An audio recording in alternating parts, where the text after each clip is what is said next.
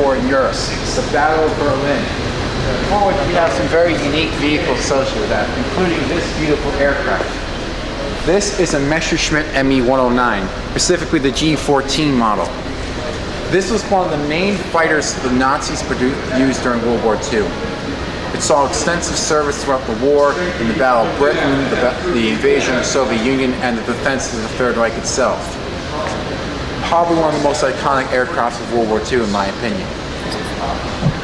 Next to it we have an Su-100. Now this takes the chassis of a Soviet T-34-85 tank, for which we saw earlier, and mounts it with a high-velocity anti-tank gun.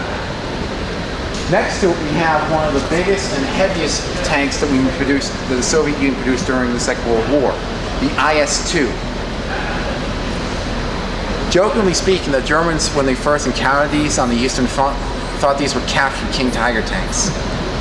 But these were the main heavy tanks the Soviets wielded in the last few years of the war, most notably at the Battle of Berlin, where I should mention this particular tank actually saw service at Berlin in April 1945. And allegedly speaking, some of the dents you see here along the chassis, including the one penetration right here, were caused by German Panzerfaust's anti-tank rockets. Whether or not that's true is still up for debate. Many of the tanks that we have in here were used for test range purposes.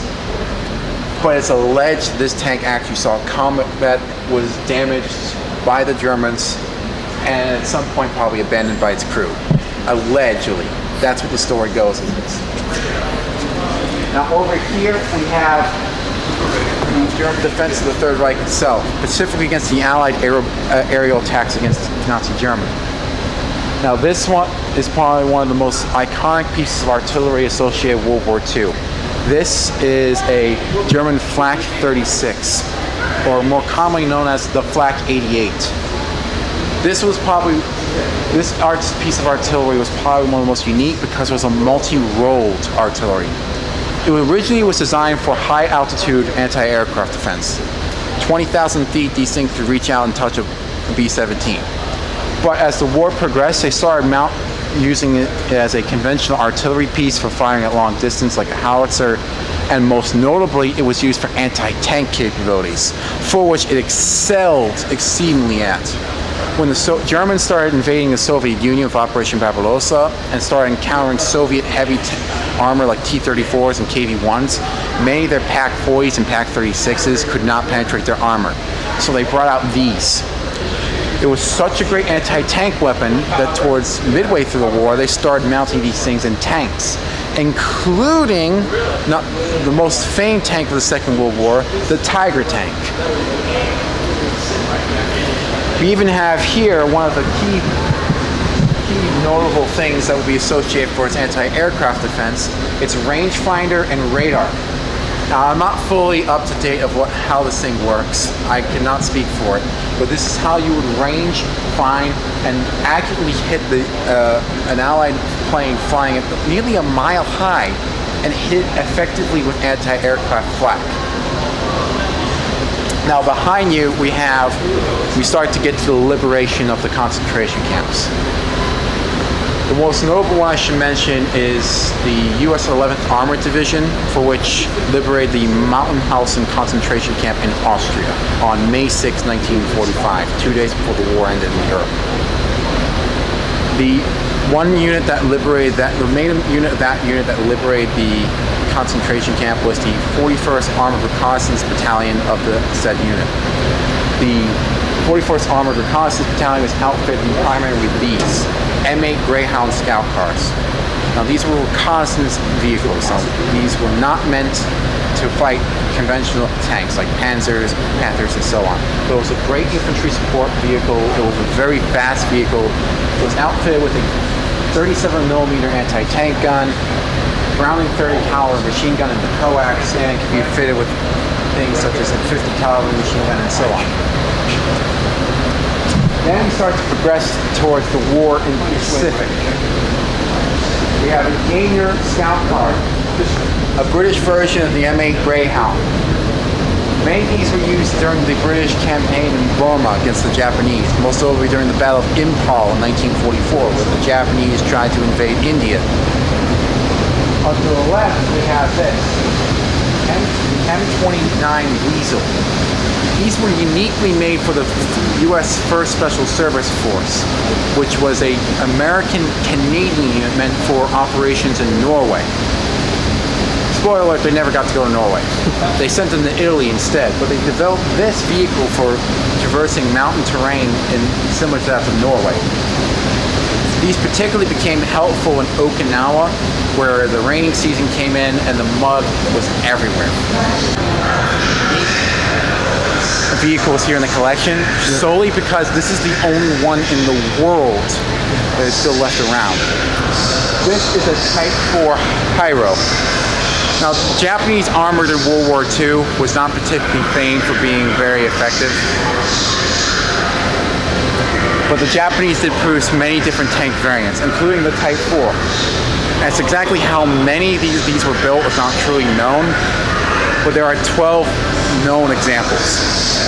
Now this is an assault gun mounted with a Japanese 75mm gun. Now this particular model was captured in the Philippines, defending Clark Field in Manila. And this is the only one left in the world to our knowledge. And of course here we got two different displays from the War in the Pacific. The left one is of course the United States Marine, outfitted with their very unique Marine Corps camouflage pattern uniform. That's actually a two-way pattern. You can see the inner camouflage pattern on the collar. To the right we have a Japanese tanker uniform. And here of course we have probably one of the most familiar vehicles for the Second World War, the War in the Pacific, the LVT Amtrak. This is an amphibious tank that was used extensively by the United States Marine Corps in the War in the Pacific. Now this one is particularly LVT A4. The difference being that unlike with most LVTs, which are meant for solely transport of troops and supplies, this one is armed with the 75mm gun from the M8 motor carriage, which we saw back there in the Battle of Bo. And I should mention this one in particular is outfitted for the 5th Marine Division at the Battle of Iwo Jima. And also with the War in the Pacific, we have not one but 3 different aircraft heavily associated with the War in the Pacific. This is a P-40 Tomahawk. This is one of the main aircraft of the United States Army Air Force field in the early years of World War II. It was used extensively in the Mediterranean theater of World War II in Europe, both in the American and British service. In China, the famed Flying Tigers would use this aircraft to shoot down the Japanese aerial forces there in the China-Burma theater.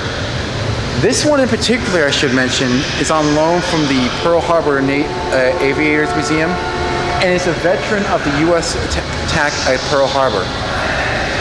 It's one of the few remaining examples of a P-40 Warhawk Tomahawk that's fought at the Battle of Pearl Harbor.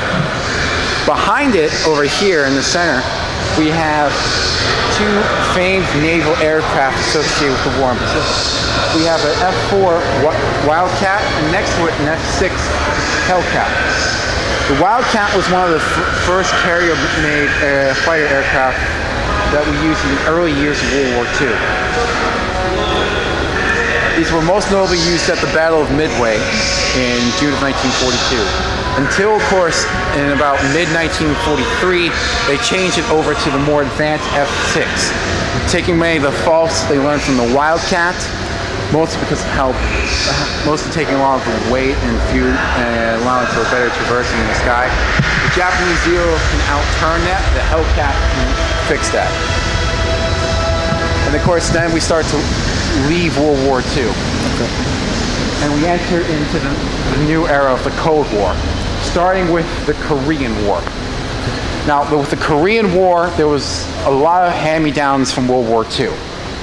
Many of the armored vehicles associated in this era were used in World War II also. with the exception of a few. Now this here is an M26A1 Pershing.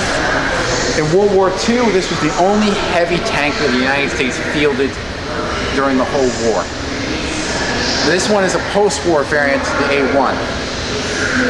Specifically, this one's been used for the United States Marine Corps. Armored warfare in Korea was not very well documented, but with the nature of the conflict becoming a static war from 1951 onwards, most ended up becoming a form of mobile artillery for use along the DMZ. Which of course, in return, why they use vehicles such as this. The M70 Prius. In World War II, this is one of the main forms of mobile artillery the United States used during the conflict. It's outfitted with a 105mm howitzer and became a very, very loved piece of machinery during the Korean War. Solely because of how effective artillery was in combating against the fast hordes of the North Koreans and Chinese, and how fast it could cope with having to maneuver in effective combat radius. This, of course, is a very interesting variant of the M18 Hellcat, for which we saw back there. This is the M39. Now, this is essentially an M18 Hellcat with one notable difference. It doesn't have a turret. It's been repurposed as an armored personnel carrier. This is an exclusively Korean War era vehicle, which wasn't used in World War II and wasn't used in Vietnam. Behind you, we have, though, one of the most iconic vehicles of World War II, the MB Willys Jeep. This was made in the new thousands, if not millions, during the war. Used by all the major Allied powers, the United States, Great Britain, Canada, France, and the Soviet Union. I don't think I really need to talk too much about it because of how big of an icon it is. But in the back there, we have an M2 half-track. During World War II, this is one of the main armored personnel carriers the United States used during the war, as well as the British. It was meant mostly for use by the armored infantry, who would ride into battle in this glorious steed, dismount and fight alongside the tanks. In the Korean War, it served a similar purpose, mostly being used for its previous World War II purpose, but also as a troop transport, a medical evacuation vehicle, and the ability to supply the troops to the front. But over here we have another interesting vehicle mostly associated with the Korean War. Now, this is an M4A3 E8 Sherman tank. If any of you have seen Fury, this is the tank they used in the film. Not this tank specifically, but the same variant.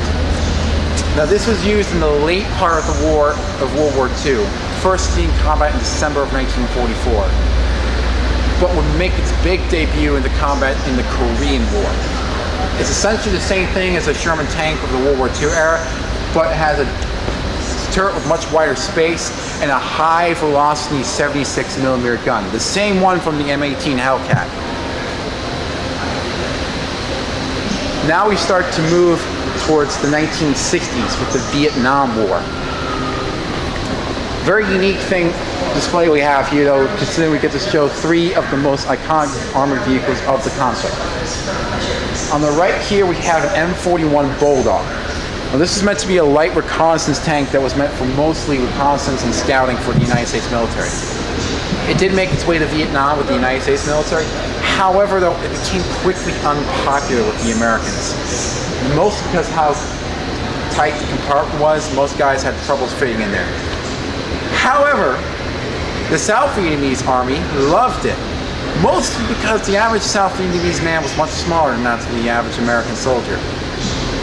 And the South Vietnamese army used this extensively during the Vietnam War, all the way up to the very end at Saigon. What the Americans mostly preferred, though, was this, the M48A3 Patton. This was the mid-Cold War era tank of the United States military, and was responsible for some of the only armored engagements of the Vietnam War. Which brings me to this. This is a PT-76. This is probably the only real tank that the North Vietnamese used during the war that actually saw tank-on-tank combat against the Americans in the South. Most notably at the Denbach Special Forces Base near Khe Sanh in February 1968, which saw the destruction of 7 of those against the U.S. and South Vietnamese Special Forces until the following year in 1969, where 2 of these were destroyed by M48 Patton's I forget the base name, but it's probably out there somewhere. Next to it, we have a ZSU, one of the main anti-aircraft weapons that the North Vietnamese used during the war. Over the Pentagon, It essentially took a lot of principles from a German anti-aircraft weapon from World War II, but put it on steroids. To put it bluntly. knowing that they got us. 1980s and the eventual Gulf War. This, of course, is probably one of the most modern tanks that we have associated with Russia and the Soviet Union. This is a T-72. This is still in service with many countries around the world today, including the Russian Federation. This one in particular is outfitted for the National Volksarmee, the East German Army.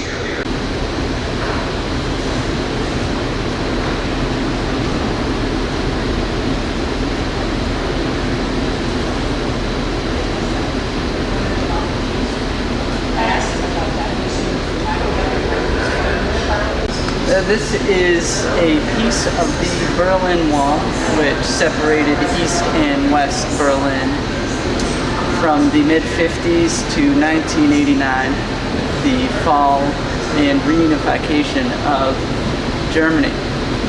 This piece specifically is from the western side of the wall. This is the inside piece, and over here on the other side with all the graffiti is the outside piece. Now it's West German because of the graffiti. The East Germans would not allow anything to be done to their side of the wall.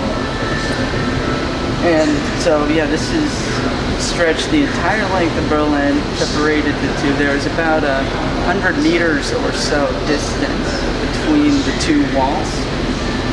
This is the death zone, machine gun guards on both sides, and many East Germans tried to go through it. Few were successful, and most were gunned down by the East German machine gunners in the watchtowers. Alright. So on to the Scud. Yeah. So this is the MAZ 543 Scud missile launcher. It is of a Russian design. However, this specific one was captured and used by the Iraqi forces during the Gulf War of 1990 to 1991. The Scud missile was an incredibly good psychological weapon more than anything. It was powerful. It had a range of over 150 miles. And these things were #1 for coalition fighters in the Gulf War. It was very multi-purpose. The missile itself is capable of conventional explosives, but also capable of carrying nuclear payloads and chemical payloads. This is a T-55, another staple of the Gulf War and the Iraqi forces' main tank. This specific tank is from the Czech Republic, but the Iraqis would have used the same thing. It was an auto-loading system, so it only had a crew of 3, much like most Russian tanks. They're a big fan of the auto-loading system. It's also one of the most produced fighting vehicles in the entire world, and it is still used today by many nations.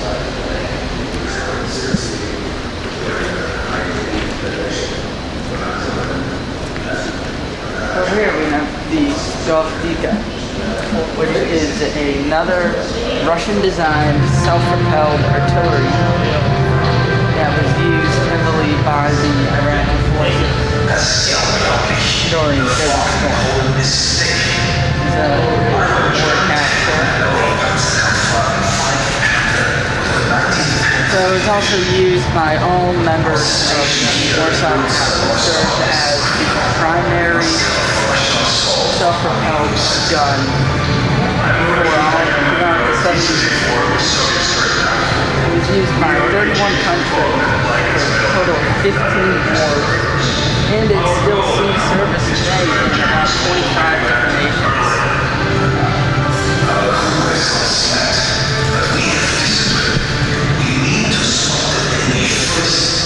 Here we have the M60A1 patent. This is well, depending on who you ask, it's a further development of the M48 patent, and it is the U.S.'s first main battle tank capable of filling all the roles. Now the trouble with this one as to whether it's actually a member of the patent family or not is it uses 80% of the same parts as the M48 patent, but it has not a heavy tank. It is a main battle tank used to fill all the roles. Had the same 105 gun as well, upgraded 105. Yeah, so this was the main use by the U.S. Army and U.S. forces in general.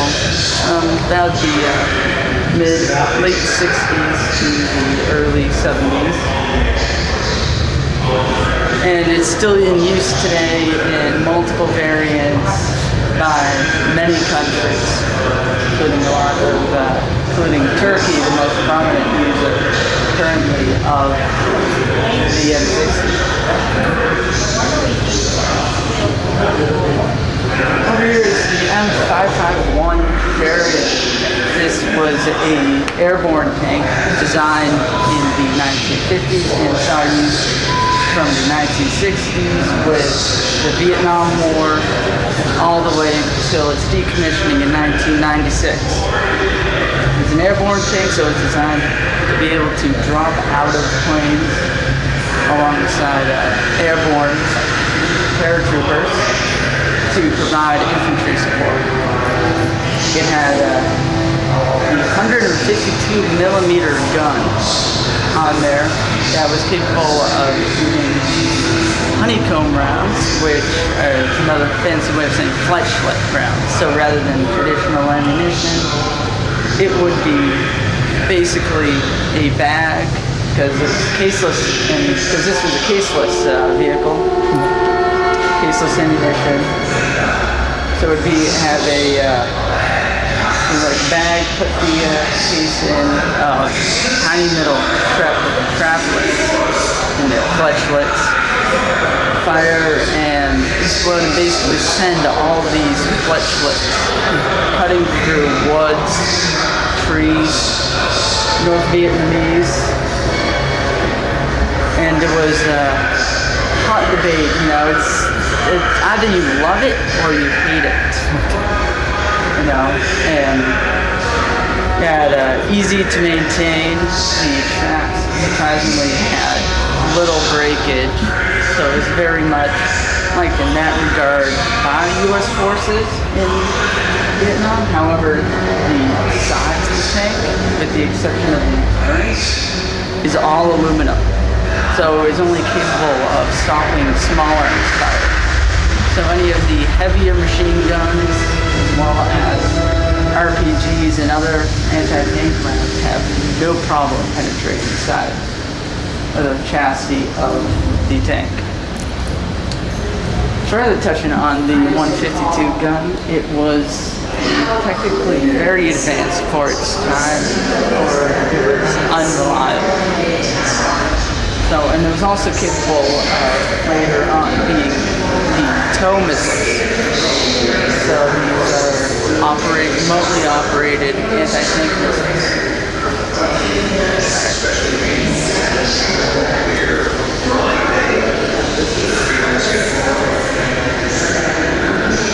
And over here, we have probably one of the most relatable pieces are the steel beams from the World Trade Center.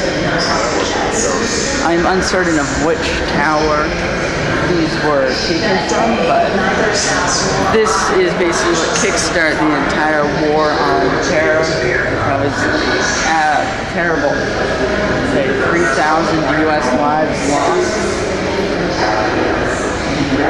You know, it forever changed our country in a way that, you know, nothing else had ever done before. So it's a very impactful piece, even if there is not so much fully to say about it. Like, how the heck does that happen? It didn't occur to us there'd be anything other than a small airplane maybe giving a tourist flight on the Hudson. We had not yet Over seen here the we footage. have So the it only didn't occur to us M1 that it was A1 something serious. Abrams on display the entire war. This is the U.S.'s current main battle tank, though it's in new editions now with the M1A3 being the latest edition. It was designed in the 80s as a replacement for the M60, although they would be used along side by side. This tank is a special tank in the museum as well. She is a combat vet. There was a casualty on the tank's commander, Staff Sergeant George Ulloa of the United States Marine Corps. Unlike other guard units which have a while on civilian a that goes up to their patrol down our the civilian main command highway goes up to separating the President of the United States. controlling So it's Fallujah and really Ramadi, challenging for us to get the two big authorization to launch. forces This during is our area of the responsibility. Iraq And if War, there's anybody who two can of do the anything at the toughest time, it would've been fightings. us. Part of the challenge was. And so these, so it was during during this patrol, Planning on missiles. they came across an IED, That was the scenario we ended in. an daisy chain of IED. They said it's gonna take an hour. And the IED went off at the front right of the tank. You can see from here the damage that was done. The front fender here was completely torn up. I had And never that wasn't what knocked it out though, from what it is. From what I've heard, you know, it was the true fatality of this thing was the hull armor underneath was cracked. And when the hull armor is cracked and basically loses all integrity and it goes from being a tank to several pieces of steel and providing no protection. It's a fixable thing, but it would have required a lot of money and a lot of time. Further touching on this, as when they hit the daisy chain, Sergeant Ulloa, the commander from here, so he was standing up there outside because it's not better for a commander to be outside, you know. The M1 Abrams in this version had a lot of problems with the commander's sight. So just being above, you know, outside the tank allows a commander a better tactical advantage. Then it was as the IED went off, a piece of shrapnel went up and went underneath the neck protector and hit him right in the throat.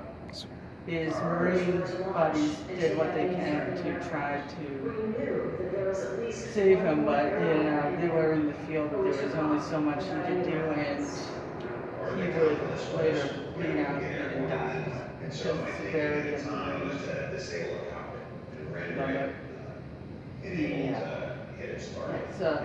That's not the end. You know, the crewmen represent another tank, and they were out the next day, continuing to patrol down the same street. He was survived by his widow Maria and 2 children. So at least even though there were going to be mass casualties from people in the airplane, it wouldn't hit its strategic target, if that were the White House or the Capitol or Supreme Court or whatever else it may have been pointed at. What mattered to us at the time was that our nation was under attack. Here we We need to defend our nation's capital, and and that's what we just key wanted. features from the So war it wasn't prepared. until we said, I'll take The out the IED, an IED similar to this one you here. know, it was very clear that Could it have was successful. spent the IED